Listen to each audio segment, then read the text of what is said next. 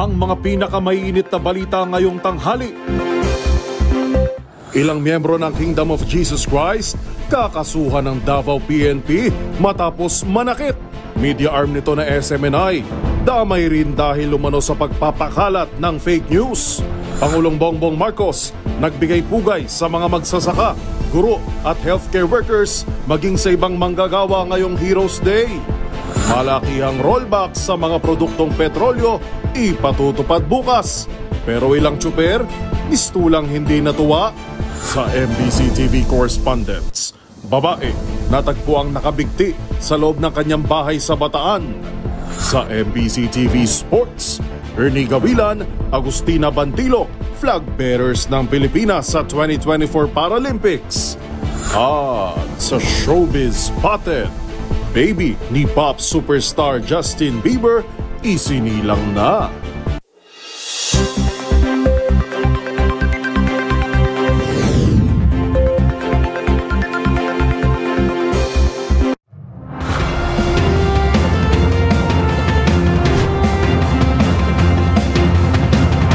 Bawat balita, makabuluhan. Bawat kwento, makapangyarihan. Boses ng Pilipino para sa Pilipino. Live mula sa MBC TV Studio. MBC TV Network News.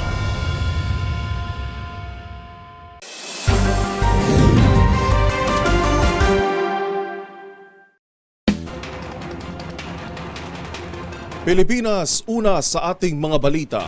Nakatakdang kasuhan ng Davao Police ang ilang miyembro ng Kingdom of Jesus Christ o KOJC matapos manakit ng mga pulis. Habang dawit din sa hiwalay na kaso ang kanilang news media arm na SMNI sa umano'y pagpapakalat ng fake news. Alamin ang mga detalye sa report ni Nicole Lopez Powayan. Kakasuhan ng Police Regional Office 11 sa Davao ang ilang miyembro ng Kingdom of Jesus Christ dahil sa pananakit at ang news arm ng KOJC na SMNI News Channel. Sa 2x2, sinabi ni Pro 11 spokesperson Police Major Catherine De La Rey na may nahuli silang 3 miyembro ng KOJC dahil sa pananakit sa mga pulis. Pagdetalye ni De La Rey, 6 nilang kasamahan ang nasaktan dahil sa mga ginagawa ng mga miyembro ng KOJC. Hinampas po yan, hinampas po na ang CBM contingent. CBM contingent po yan, 6 na nasugatan, pinaghahampas po. Ano pong gamit nila? KOJC members po, mga kahoy din po at bakal po. Simula noong weekend, may standoff ang mga tauhan ng KOJC at ang kapulisan na magsisilbi ng arrest warrant laban sa religious leader at puganteng si Pastor Apollo Kibuloy. Maging ang SMNI News Channel ay kakasuhan ng Davao Police dahil sa pagpapakalat umano nito ng fake news sa mga nangyayari sa nasabing standoff. May plano po kami nga mag-file po ng mga kaso Katuni and Jerry. Laban sa? Laban po sa KOJC members sa SMNI po. Oh, for propagating fake news, ganun ba? Po, because they're creating chaos and panic po. Pinapalabas po nila na the whole Davao City ang magwewelga pero hindi po yun totoo, mga members lang po nila. Tiwala naman ang mga kapulisan sa lugar na hindi pa nakalalabas ng kanyang compound si Kibuloy kaya't pinalibutan na ito ng mga otoridad sa Davao City. Ito si Nicole Lopez Poyawan para sa MBC TV Network News. Una sa Pilipinas, una sa Pilipino.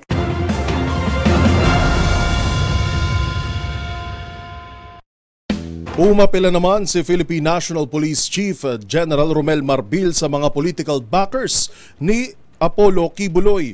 Ito'y kaugnay ng umano'y mga humahadlang sa extensive search ng Davao Police sa KOJC compound para tugisin ang puganteng religious leader. Ang buong detalye tutukan sa report ni Edniel Parosa. Nagpadala ng direktang mensahe si Philippine National Police Chief Police General Romel Francisco Marbil sa mga tinawag niyang political backer at benefactor ni Pastor Apollo Kibuloy.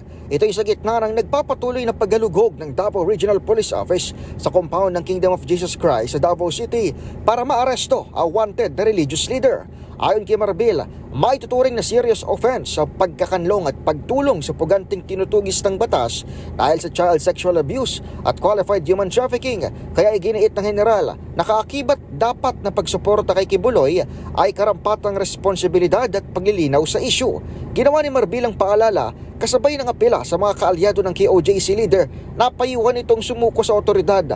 Walang binanggit na pangalan ng politiko si Marbil pero inilabas niya pahayag matapos mauna nang maglabas ng statement ni dating Pangulong Rodrigo Duterte at Vice President Sara para kondinahin ang nangyayari sa Davao City.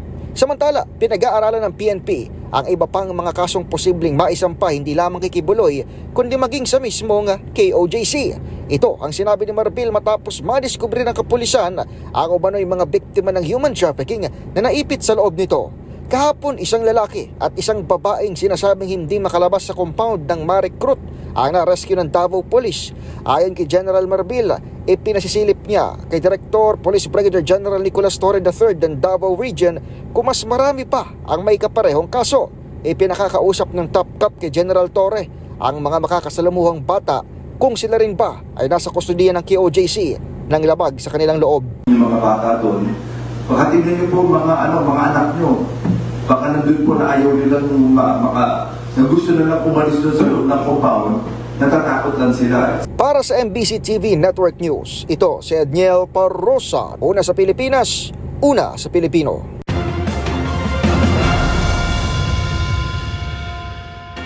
Sa kaugnay na balita, nanindigan naman ang Malacanang na sinusunod lang nito ang batas sa pagkamit ng hustisya sa kaso ni Pastor Apollo Kibuloy. Ito'y sa gitna ng mga espekulasyon na politically motivated umano ang mga kasong kinakaharap ng tinaguriang appointed Son of God. Narito ang ulat ni Let Narciso. The law must take its course. Iyan ang tugon ng Malacanang sa mga nagsasabing politically motivated ang nangyayari kay Kingdom of Jesus Christ founder Apollo Kibuloy. Sa ambush interview sa libingan ng mga bayani, sinabi ni Executive Secretary Lucas Bersamin na kailangang managot sa batas si Kibuloy. May proseso naman anya sa ilalim ng batas at kailangan itong sundin.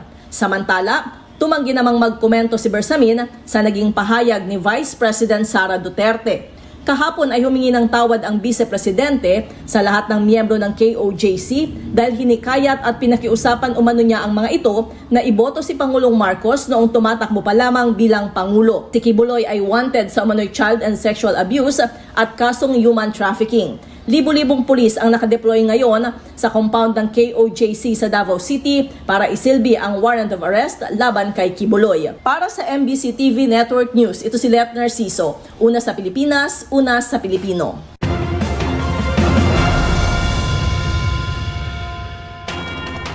Samantala, dapat pa ring humarap sa Senado si Apollo Kibuloy kahit pa ito ay maaresto na ng mga pulisya.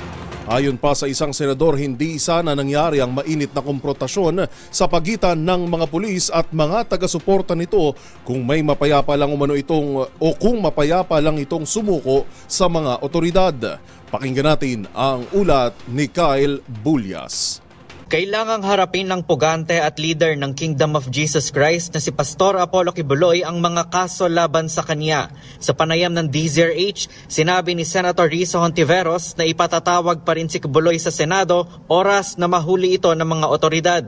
Dagdag pa ni Hontiveros na siya ring chairperson ng Senate Committee on Women, Children, Family Relations and Gender Equality, hindi mangyayari ang standoff sa pagitan ng mga pulis at mga miyembro ng KOJC sa Davao City kung sumuko na si Kibuloy. Talagang lumalabag pa rin si Apollo Kibuloy sa obligasyon niya sa ilalim ng mga warrants of arrest, unang-una mula sa Senado at yung obligasyon niyang humarap sa mga korte dyan mismo sa Davao at dito sa NCR na iniimbestiga siya sa mga kasong mabibigat. Kaugnay nito, sinabi naman sa DZRH ni Police Regional Office 11 spokesperson, Police Major Catherine De La Rey, na mayroon silang na-detect na heartbeat sa ilalim ng compound ng KOJC. Hindi lang anya isang tao ang natuklasan nila, kaya naniniwala ang mga ito na naroon lamang si Kibuloy at iba pa nitong mga kasamahan. Sa ngayon, patuloy pa ring hinahanap ng mga polis sa loob ng compound ng KOJC ang lagusan patungo sa umano'y tunnel papunta sa pinagtataguan ni Kibuloy. Para sa MBC TV Network News, ito si Kyle Bulias. Una sa Pilipinas, una sa Pilipino.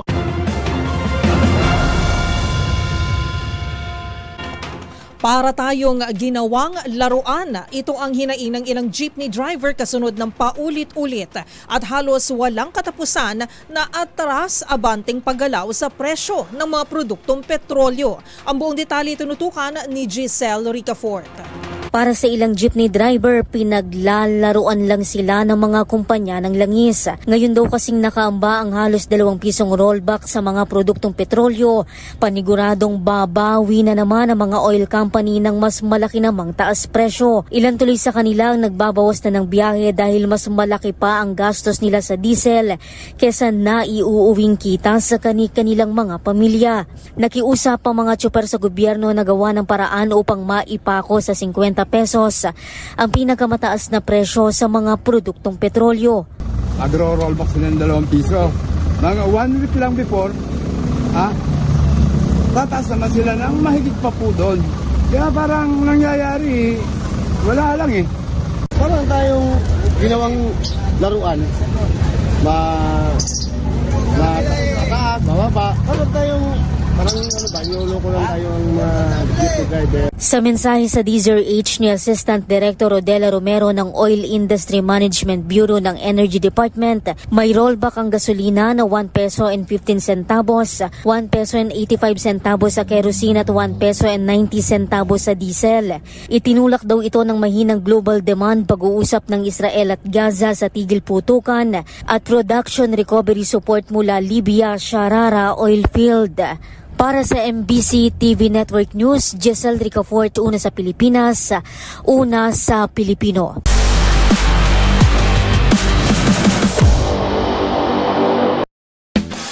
Matapos naman ang matagumpay na pagsabak ng mga atletang Pinoy sa Paris Olympics, sunod namang inaabangan ang paglaban ng ating mga para-athlete sa Paralympic Games na gaganapin din sa Paris.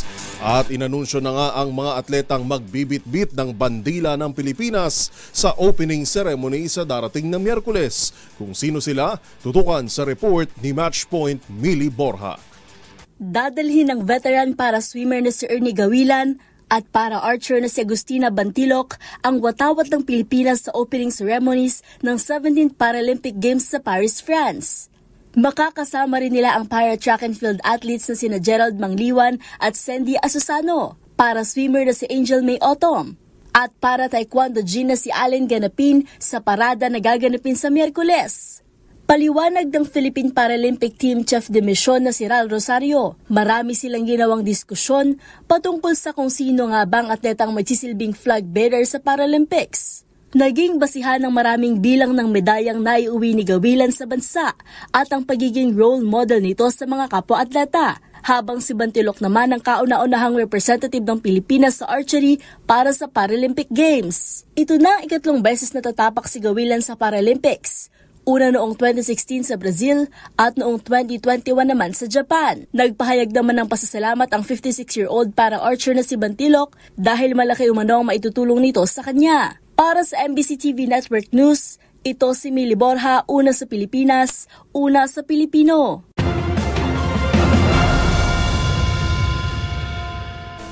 Narito ang mga balitang dapat ninyong abangan.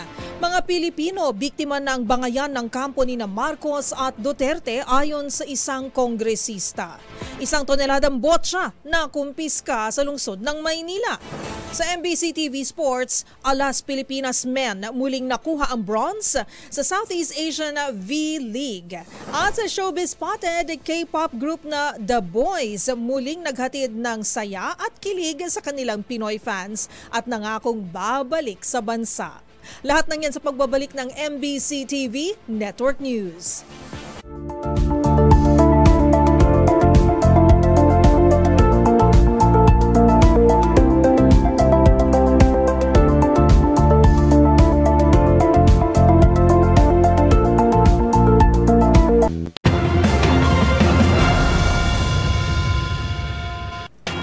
Binigyang pagkilala naman ni Pangulong Bongbong Marcos ang mga unsung heroes ngayong araw ng mga bayani.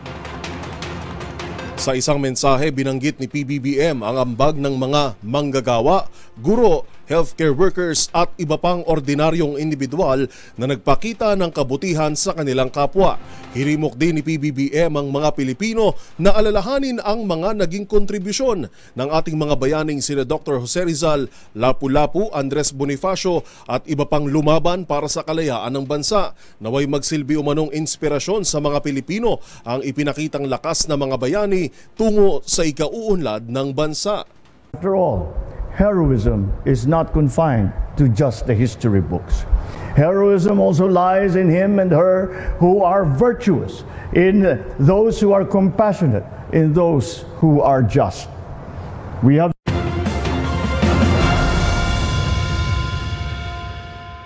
Samantala, pangunahing biktima ang mga Pinoy sa gitna ng tumitinding sigalot sa pagitan ng kampo ng mga Marcos at Duterte.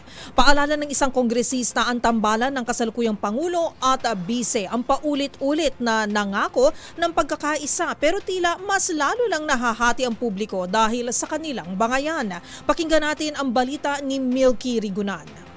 Ang taong bayan ang pangunahing apektado sa patuloy na bangayan ng kampo ni na Pangulong Bongbong Marcos at Vice President Sara Duterte. Reaksyon to ni Kabataan Party List Representative Raul Manuel sa pinakauling patama ni VP Sara kay Pangulong Marcos at sa mga kaalyado nito. Ayon kay Manuel, hindi pwedeng manahimik si Pangulong Marcos sa pinakauling patutsyada ni VP Sara na nagkamali umano siya sa paghimok sa mga taga Kingdom of Jesus Christ para suportahan si PBBM. Patutsyada ni Manuel, hindi rin ba bubueltahan ni Pangulong Marcos si VP Sara at hihingi rin ng patawad sa mga supporters ng unit team sa pagkuha niya dito bilang running mate noong 2022. Paalala pa ni Manuel, ito ang tandem na nangako ng pagkakaisa noong panahon ng kampanya pero ngayon nag-aaway-away sa harap ng publiko. Samantala, bukas ng hapon ang pagsalang sa Kamara ng panukalang budget para sa 2025 ng Office of the Vice President pero wala pang kumpirmasyon kung dadalo si VP Sara sa budget deliberations.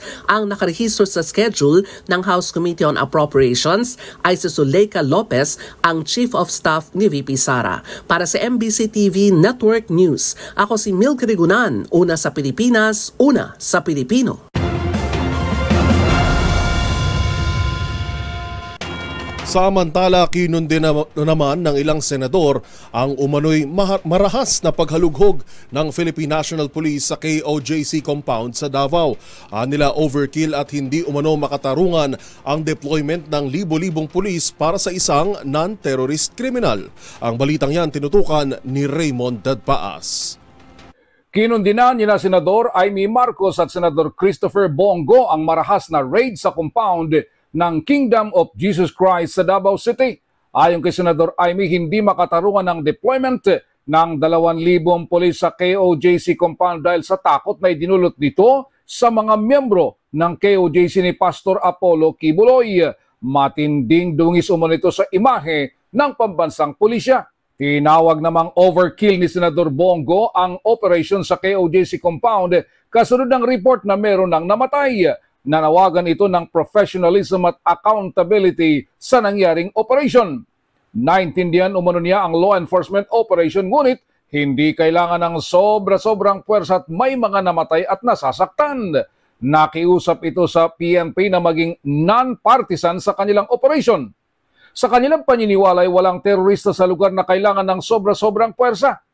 Isinilbi ng PNP ang warrant of arrest kay Pastor Apollo Kibuloy na wanted sa mga kasong child at sexual abuse, human trafficking at iba pa.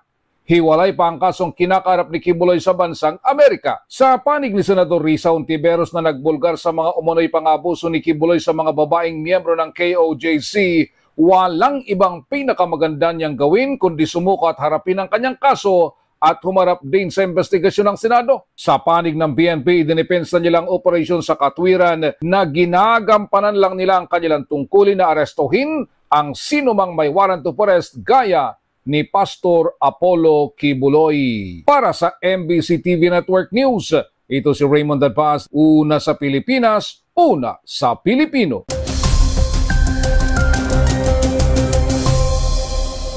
Pilipinas, Southwest monsoon o habagat ang weather system na nakakaapekto sa Southern Luzon, Visayas at Mindanao. Asahang magdadala ito ng maulap na kalangitan na may mataas na tsansa ng mga pagulan sa Bicol Region, Mimaropa, Quezon Province at Palawan. Gayun din sa Negros Island sa Visayas at Zamboanga Peninsula, Sulu at Tawi-Tawi naman sa Mindanao. Habang fair weather condition naman ang mararanasan sa nalalabing bahagi ng Pilipinas, kabilang na ang Metro Manila. Pero huwag pa rin kalimutang magbaon ng payong dahil sa posibleng thunderstorms pagsapit ng hapon. Samantala, umakyat na sa typhoon category ang bagyong Shanshan, pero hindi pa rin ito tinatayang papasok ng Philippine Sea at sa halip ay tinatahak na ang direksyon patungong Japan. Dito nga sa Metro Manila, magiging makulimlim ang kalangitan bukas hanggang Miyerkules, pero muling gaganda ang panahon pagsapit ng Huwebes. Nananatili ring mababa ang tsansa na may pumasok na bagyo sa loob ng ating Philippine Area of Responsibility. Yan ang latest sa lagay na ating panahon ngayong Lunes. Para sa MBC TV Network News, ito si Arnold Herrera. Una sa Pilipinas, una sa Pilipino.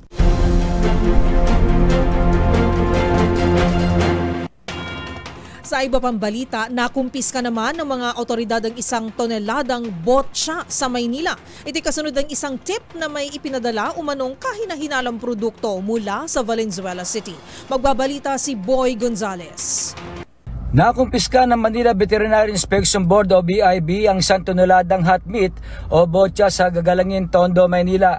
Ayon kay Dr. Nick Santos, Direktor ng Manila BIB, ang botsa o double dead na karne ng baboy ay dineliver sa Barangay 148 sa Gagalangin, Tondo. Sabi ni Santos na sinubaybayan nila ang ulat na ang laman ng isang truck na ay botsa na ibinahay pa mula sa Valenzuela City patungo ng Maynila.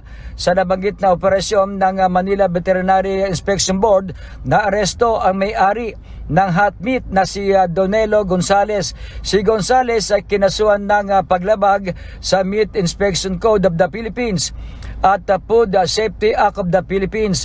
Ibinaon na rin sa compound ng BIB sa Bitas sa Tondo ang 1 toneladang botsa. Sabi pa ni Santos, mahigpit ang bilin ni Mayor Hani Lacuna sa kanila na bantayan ang mga palengke sa Maynila para hindi makapasok ang mga double dead na karne ng baboy.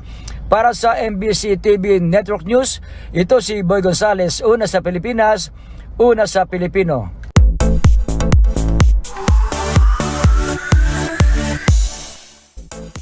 Pinainit naman ng K-pop group na The Boys ang stage ng Mall of Asia Arena dahil sa kanilang out-of-control stage presence at scene-stealer na karisma.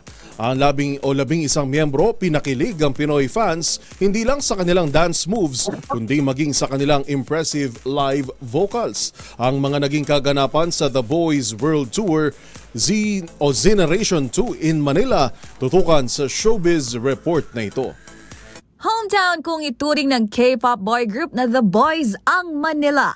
Kaya naman sa muling pagbabalik nito sa bansa para sa kanilang The Boys World Tour Generation 2 in Manila, kasama ang mga miyembrong sina Sanghyun, Hyunjin, Yu, Sonu, Jacob, Joyeon, Q, Eric, Younghun, Kevin at Haknyeon, muli nilang pinainit ang stage ng Mall of Asia Arena kagabi. Unang pinerform ng TBZ ang kantang Diamond Life.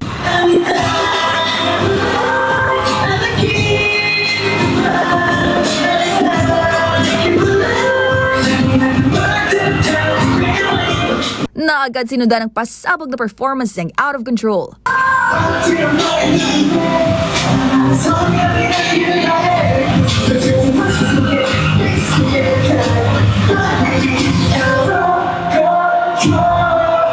At syempre, hindi rin mawawala sa setlist ang kantang Maverick.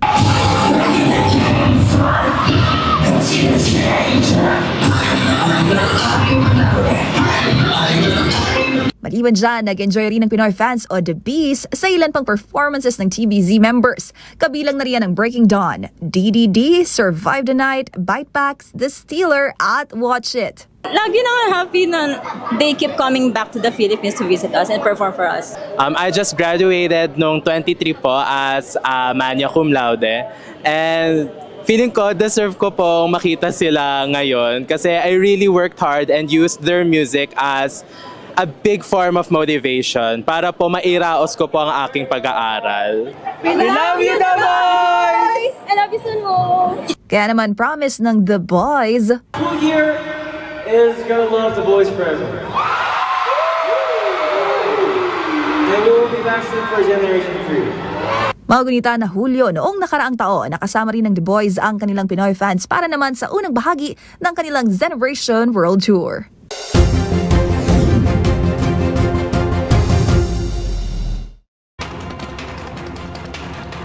Samantala, nakatakda namang iharap sa Senado at Kamara sina Sheila Leal Guo, ang kapatid ni dating Bamban Tarlac Mayor Alice Guo, at negosyanteng si Cassandra Ong. Kaugnay niyan, live mula sa NBI sa Quezon City, ang ating kasamang si Val Gonzales. Val.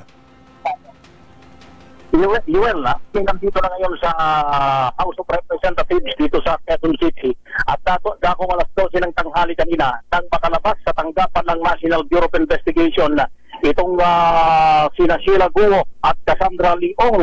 Ito'y parang formal na may turnover na itong dalawa sa Kamara at sa Senado kapwa nanatili sa tanggapan ng NBI mula nang sila maaresto sa Indonesia at makabalik ng bansa itong noong araw ng Biyernes.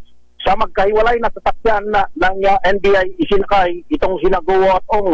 Si Ong ay nadala na dito sa Kamara, nasa loob na ngayon ng House of Representatives sa Defense Facility ng Kamara. Si Ong habang ito namang ng mga tauhan ng NBI siyan sa tanggapan ng sa ambos interview ng media kanina si NBI Direct. Natagalan na itipat itong dalawa tayo sinaayos kailang isa pa rito dahil nagsampa rin ng hiwalay na kaso ang NBI inakuha at lahat dito kay Ong at paglilinaw itong si Director Santiago arbitrary detention na sa pagkakabinet ito sa dalawa sa nito abogado po at itong si Ong na nasa kanila ang pagsasamba kung gusto nila magsampa ng kaso na may kailangan sa arbitrary detention. Mula rito sa tanggapan ng Kamara dito sa Quezon City, ako si Val Gonzales, Maraming salamat, Val Gonzales.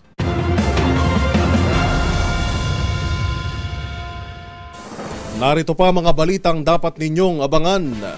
Pagpapatibay ng technical at soft skills ng SHS graduates o senior high school isinusulong ng Trabaho Party List. Sa MBC TV correspondent, mataas na leader ng NPA sa Samar, sumuko sa TNVS video ng guro na patuloy pa rin nagtuturo sa mainit na panahon, kinaantigan ng mga netizen. Sa MBC TV Sports, Alas Pilipinas Men muling nakuha ang bronze sa Southeast Asia V-League. At sa Showbiz Spotted, Baby ni pop superstar Justin Bieber ipinasilip na sa publiko. Lahat ng yan sa pagbabalik ng MBC TV Network News.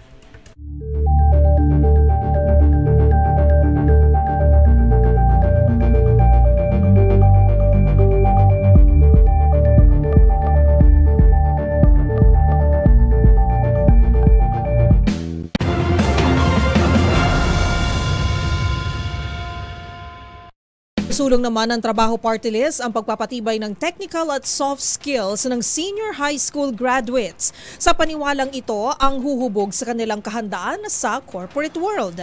Nagbabalik si Edniel Parosa. Nanawagan ng Trabaho Party List sa pamahalaan na higit pang pagtuunan ng pansin ng pagpapalakas ng technical at soft skills ng mga senior high school graduates upang matiyak ang kanilang kahandaan sa mundo ng trabaho. Ayon kay Attorney Filemon Ray L. Javier, tagapagsalita ng grupo, mahalaga ang pagsasanay sa mga kakayahang ito para sa mga kabataang papasok sa workforce. Binigyang diin ng Trabaho Party List, dapat magbigay ang Department of Education ng mga maiikling kursong magtuturo sa SHS students ng mga kasanayang technical at mga soft skills gaya na lamang ng komunikasyon, kritikal na pag-iisip at pakikipagtulungan. Sa pamamagitan umano ng pagpapalakas sa mga kursong ito, mas magiging handa ang SHS graduates na harapin ng mga hamon ng kanilang mga hanap buhay at makapag-ambag ng mas malaki sa lipunan. Nanawagan din ng grupo sa kagawaran na makipagtulungan sa mga industriya upang magbigay ng mga pagsasanay na angkop sa pangangailangan ng mga kumpanya. Suportado ng Trabaho Party List ang mga hakbang ni Pangulong Bongbong Marcos at Education Secretary Sani Angara na palakasin ang employability ng mga SHS sa pamamagitan ng mga makabuluhang reforma pagdating sa kurikulum. Para sa MBC TV Network News, ito si Edniel Parrosa, una sa Pilipinas, una sa Pilipino.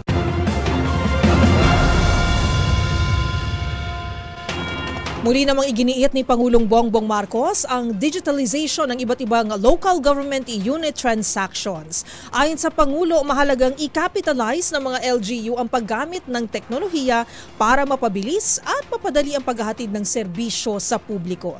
Pakinggan natin ang balita ni Rose Babiera.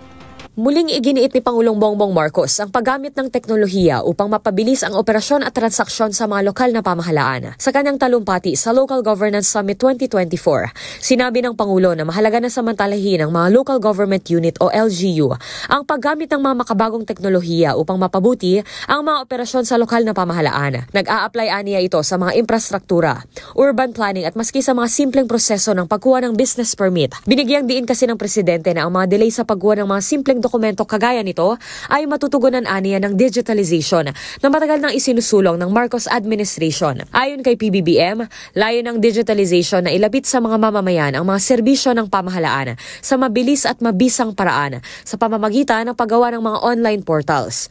Kaya naman, patuloy aniya ang paglulunsad ng mga caravan sa buong bansa na nagsusulong at naghihikayat sa mga lokal na unit ng pamahalaan na iangkop at tuluyang i-adapt ang ELGU system na isang electronic business one-stop shop upang mapadali ang mga transaksyon sa gobyerno. Giit ng Pangulo, wala nang dahilan pa upang mapag-iwanan pa ang pamahalaan sa panahong lahat ay niyayakap na ang pag-unlad ng teknolohiya. Truly, in a time when communities and societies have embraced digitalization, there's no excuse for governments, national or local, to allow themselves to be left behind. It is incumbent upon us to promote these smart solutions such as innovative technologies and strategies so we can maximize its advantages, especially in the face of challenges that threaten the overall well-being of our constituents. Para sa MBC TV Network News, ito si Rose Babiera. Una sa Pilipinas, una sa Pilipino.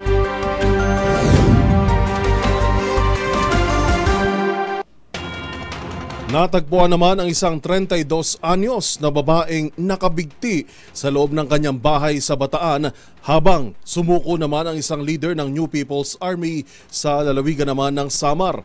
Ang mga detalye babalita ng ating provincial correspondents na sina Danny Kumilang at Jane Bantayan.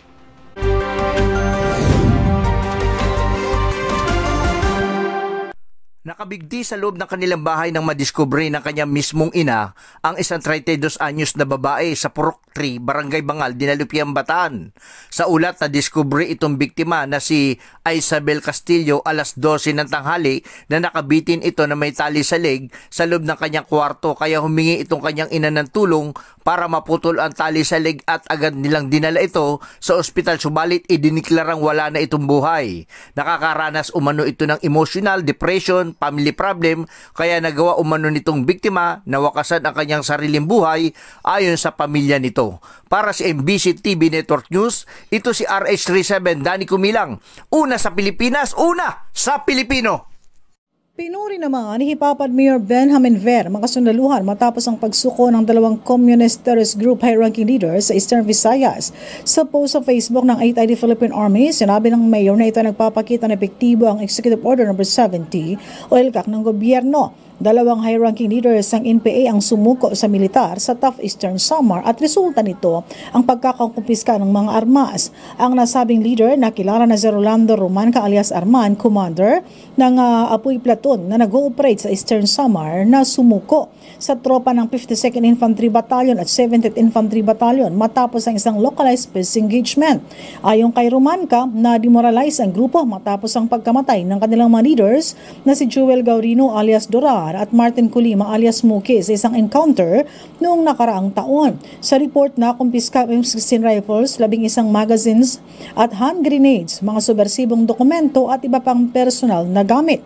Matatandaan sa deployment ng 82nd Infantry Brigade sa Samar Island noong June 1, 2023, nabawasan ang manpower ng apoy platoon mula sa 47 ay naging 11 na lamang. Mula sa MBC Network News, RH34 Jane Galit Bantayan, una sa Pilipinas, una sa Pilipino.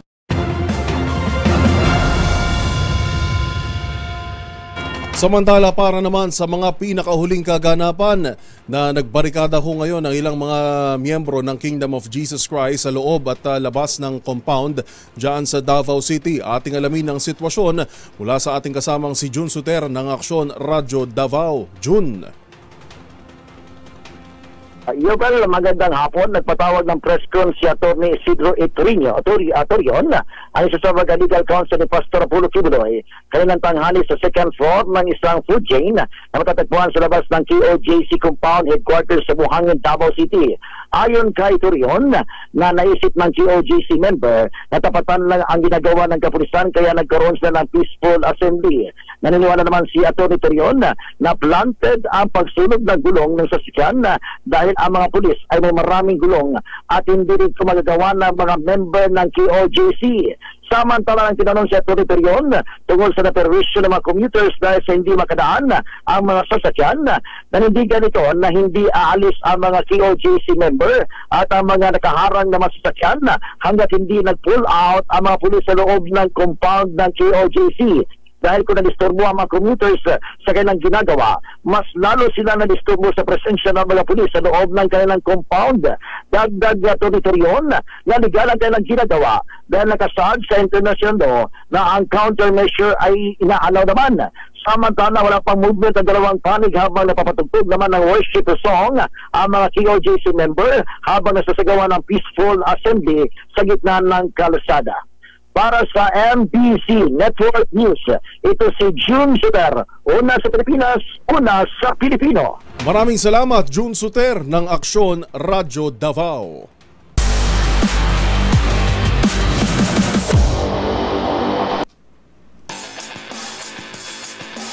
Samantala sa mundo ng volleyball, another podium finish for Alas Pilipinas dahil muli itong nagtapos sa ikatlong pwesto sa second leg ng Southeast Asian V-League. Ito'y matapos talunin ng Nationals ang Vietnam sa isang thrilling 5-set match-up. Ang mga detalye sa naging laro sa report ni Matchpoint Millie Borja.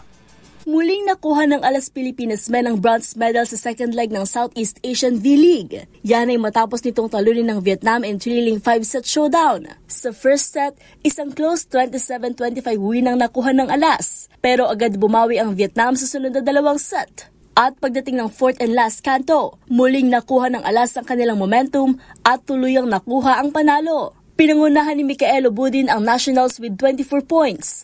Habang nakapagtala naman ng 19 points si Louie Ramirez. Ito na ang ikalawang bronze medal ng Alas Men sa naturang liga. Una nitong nakuha ang ikatlong pwesto sa first leg ng tournament na ginanap sa Ninoy Aquino Memorial Stadium sa Manila. Maliban sa medalya, naiuwi rin ni Budin ang best outside hitter. At yun ang mga latest updates sa mundo ng sports. Para sa MBC TV Network News, ito si Millie Borja, una sa Pilipinas, una sa Pilipino.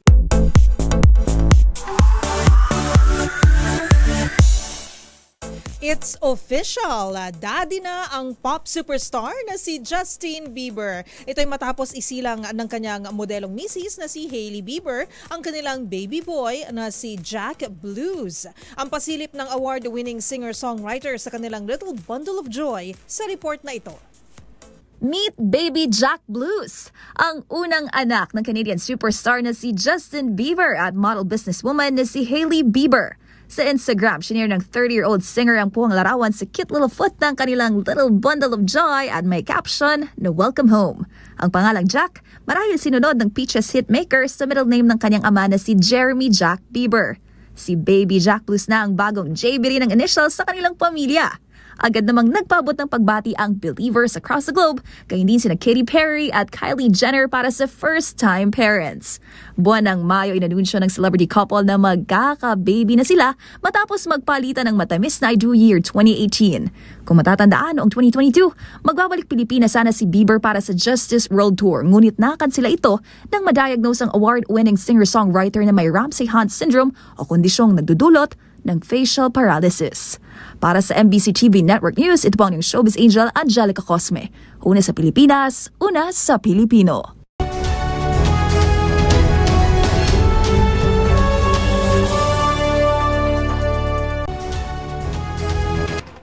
Outdoor classroom. Nako, viral ang video ng isang guro na tila hindi alintana ang init ng panahon at patuloy pa rin sa pagtuturo sa isang silid-aralan na lupa ang sahig at yero ang bubong.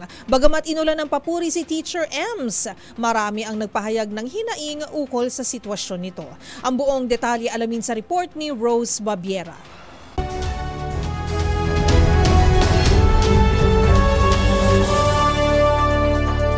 Education is a right and not a privilege. Ito ang isa sa mga konsepto sa usapin ng karapatang pantao na nais ng marami na matamasa ng lahat. Ngunit, kung haharapin ang realidad, marami pa rin talaga ang pinagkakaitan ng karapatang ito. Gaya na lamang ng viral video kung saan isang guro ang kitang tuloy pa rin sa pagtuturo kahit na init na ito. May hawak pang pamaypay si Ma'am Ems Obdianela habang nagsusulat ito sa pisara sa loob ng isang silid na lupa ang sahig, may yerong bubong at lona ang mga dingding. Sa harap niya ay grupo ng mga bata na nasa 7 hanggang 10 taon ng edad na nakikinig at nagsusulat habang nagtuturo si Ma'am. Sulat ng guro sa caption, masakit raw sa mata na makita kung gaano kahirap matuto sa ganoong klase ng learning environment. Naantig naman ang puso ng mga netizen sa video na ito. Marami ang sinaluduhan ng guro at ang ilan dito ay nagpaabot pa ng tulong.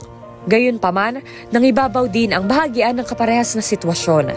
Nariyan ang mga nag-aral sa ilalim ng puno at sa ilalim ng initan. At sa kabila ng mga kwentong ito, iisa lamang ang panawagan ng lahat na pagtuunan ng kinauukulan ang pagpapatayo ng mga silid-aralan at ang edukasyon ng mga bata at iangkop ang mga programa na ayon sa pangangailangan ng marami. Para sa MBC TV Network News, ito si Rose Babiera. Una sa Pilipinas, una sa Pilipino.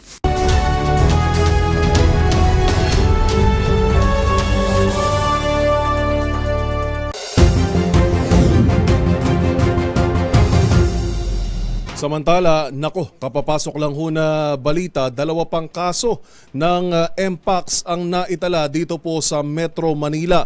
Kaugnay niyan, ating alamin ang buong detalye mula kay Giselle Ricafort. Giselle. Waras kalusugan ng 2 pang kumpirmadong kaso ng MPOX dito sa National Capital Region. Clade 2 raw o Clade 2 variant ng MPOX yung dumali sa mga pasyente o yung mas mild na uri ng dating tinatawag na monkeypox. Isang 37 anyos na lalaki ang panglabing isang kaso mula sa Capital Region at nagsimulang nakaranas ng sintomas nitong August 20 kabilang ang rashes sa muka, braso at palad. Wala raw siyang exposure sa kahit na sinong may sintomas ng MPOX pero inamin ito na meron siyang intimate at skin-to-skin contact.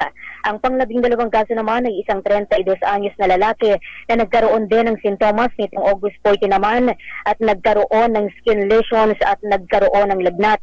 Inamin niya rin sa mga kinauukulan na nagkaroon siya ng close, intimate at skin-to-skin contact sa kanyang sexual partner. Sa kabuuan, 12 na yung naitalang MPOX cases sa Pilipinas. Simula Hulyo noong 2022, siyam yung nakarecover na simula noong isang taon, habang yung 3 ay nananatiling aktibong kaso at hinihintay pang maresolba yung mga sintomas na kanilang nararanasan. Ito si Giselle Ricafort para sa MBC TV Network News, una sa Pilipinas, una sa Pilipino. Maraming salamat, Giselle Ricafort.